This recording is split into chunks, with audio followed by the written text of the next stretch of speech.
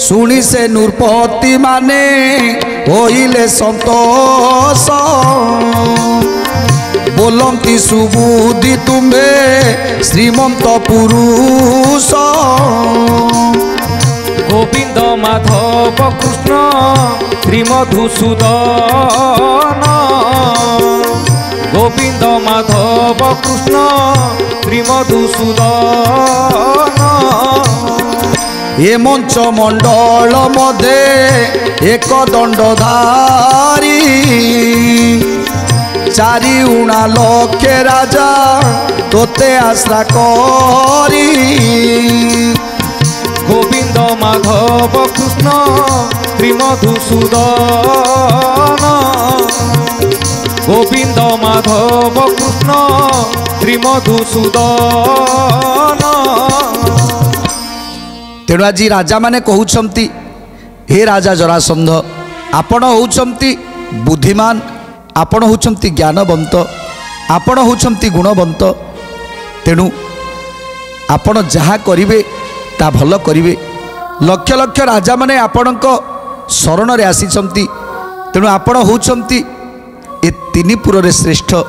राम जगन्नाथ संगे हारी थिले रणे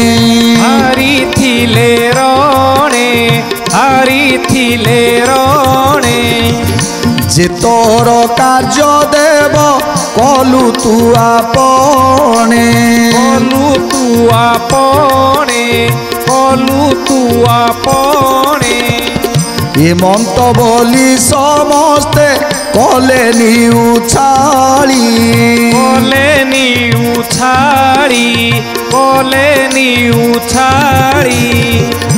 लेउटी धमक देई चले बनमाली चले बनमाली चले बनमाली चले बनमाली तेणु आज राजा माने कहउछंती हे राजा जरासंध से कृष्ण बलरामंकर शक्ति थांता ताहले आपण को देखिबा मात्रे से माने भय करी आपण को पछ देई चली जाउछंती तेणु तेणु आपण को केते भय करूछंती से माने आउ ताकू आपण डरी ताकू आपण भय करूछंती से गोटे मुहूर्त रे